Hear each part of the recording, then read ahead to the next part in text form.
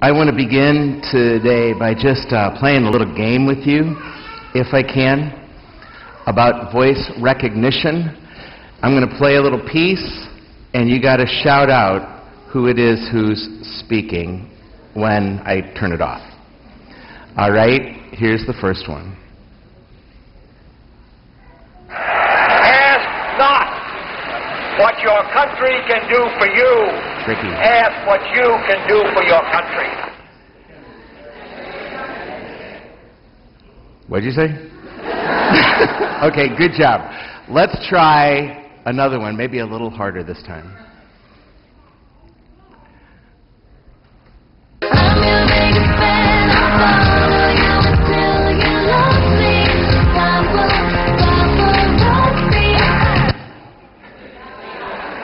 Lady Gaga, you're good. It was between her and Justin Bieber, so I went with. Okay, let's try another one. Oh, yeah? That's what he thinks. Oh my gosh, you guys are so shallow. That's awesome. Let's try one last one. You know, on the way up here to the podium, a gentleman came up to me and said, "Governor, you are as good a politician as you were an actor." What a cheap shot.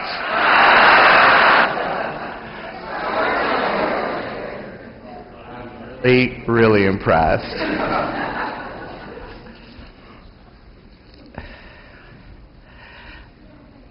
There's one last time, one more voice I want you to listen to, and so listen really carefully if you would, right now.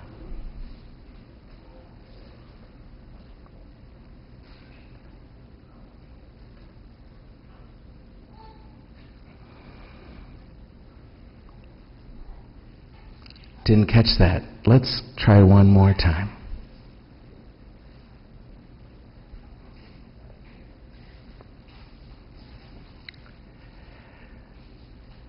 Do you recognize that voice? There's my whole homily gone.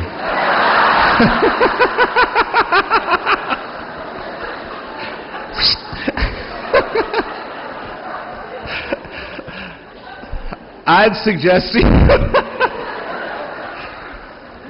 that the voice that emerges in silence, in that silence, any silence, is God's voice emerging in you. Do you recognize that voice when it echoes in your soul, in the silence of soul?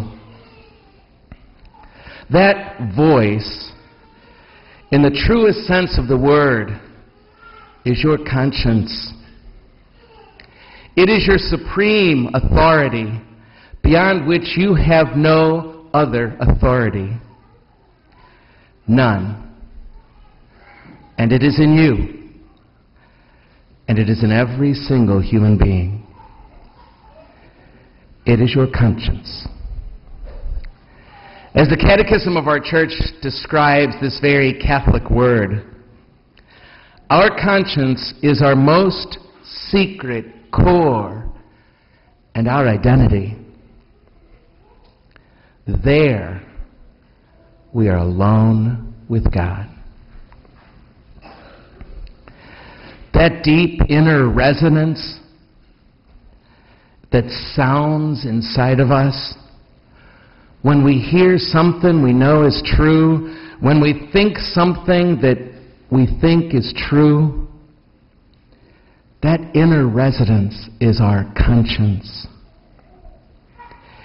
It is the truth in a situation that you can recognize, and it's that very familiar voice inside of you, and it sounds familiar even if the thought is brand new.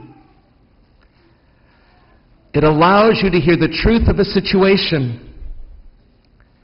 It is a deep down resonance. If I were to use an analogy, it's kind of what we feel sometimes when we hear a priest or a deacon or a speaker, a lecturer, a retreat master say something, and it just even though we never thought that before, it just resonates. There's something inside of us that sort of vibrates at that truth. Tell me then, if your conscience is your supreme guide beyond which there are no other, and there is no authority in the world with more authority in your life, then tell me, how will you know that conscience and what it is telling you? How will you know it if you haven't gotten familiar with that feeling, familiar with that sound, if you're not attuned to that inner vibration, that deep resonance within you, within each of us, that voice? It takes a divine attunement to these inner vibrations that are truly of the Holy Spirit in you and in me. I need to be in tune with these inner vibrations. I need to get familiar with that voice. That intuitive truth that you can just feel. How do I learn to recognize it? Two major ways to recognize that voice, to attend to those vibrations. One is a concept that comes from Mark Twain, you've probably heard. He calls it a sound heart. We need to have a sound heart, which means you and I have to arrange our lives in such a way that we can truly recognize that voice. Not that comes from the clouds. It doesn't come from the clouds. It comes from within each of us. And if we're going to recognize it, we have to spend some time listening for it. We have to shut up and turn off the noise going through our ears to pay attention to this. It's that subtle sometimes. In other words, we got to listen in prayer. We got to pray. We got to listen carefully to the sound of love that sounds in us and what it sounds like. I know I sound like a broken record. If you've come here for a long time, I beg people, I beg students to pray more. I don't know if they added 1 minute over their years here to their prayer life. And that breaks my heart because it's just that important. Besides getting a sound heart, we need to pray. We need to shut up and listen. Think about all the time we spend with other voices in our lives, like sportscasters and newscasters and parents and friends, whomever, and how the better we know that voice, the more we grow to trust it. Moms get to know their child's voice by listening for it for so long. For so long they've listened for that voice. And with 100,000 kids' voices sounding, they can pick out their kid's voice. They hear it. Do you spend any time trying to get used to, able to recognize that voice in us, so that we can grow to trust it when we need it the most? Have we listened enough to that voice so that when it comes, that voice of love sounding just here, we'll know it right away? Because if we do, if we get to know what love sounds like, what it sounds inside of us, then any other voice that tells us any other thing but that will just sound icky. Now, I know that's a deeply intellectual concept that you might not understand. But I know icky, and I'll bet you do too. Another example. Next Sunday, I found out recently I probably won't have to prepare a homily because the world's going to end on Saturday. That's going to be amazing. The rapture is scheduled for May 21st, 2011, and I'm telling you, there are millions of people that have emptied their bank account and are ready for the end of the world this coming Saturday. Now, for sure that might set off a few fears, and no, I will not be hearing more confessions this week. Nevertheless, it just sounds icky. It's just icky. Are you kidding me? The reason this is absolutely crucial, that we learn to recognize this voice, this inner voice, this conscience, is there is no other voice in all the world that it will help you not be pulled this way and that by so many other convincing voices, especially those that will prey on your fear. The reason it's absolutely crucial is there is no other voice in all the world that will give you peace. Peace of mind.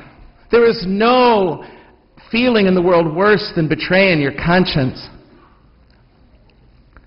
than living against your own conscience, than not listening to that voice.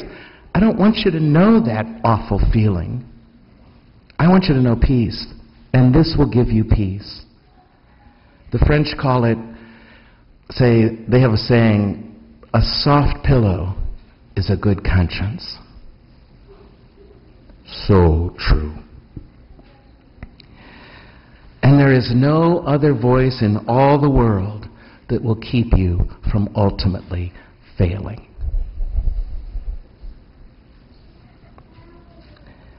And the reason this is so crucial is there is no other voice in all the world that will lead you to freedom and to eternal happiness even now.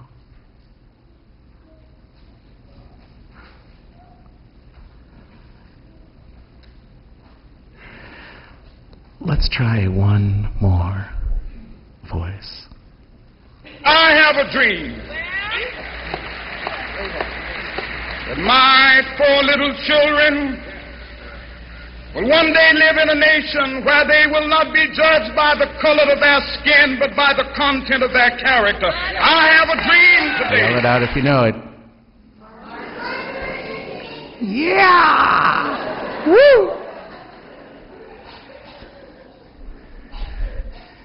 And maybe one more. Listen to one last voice, please.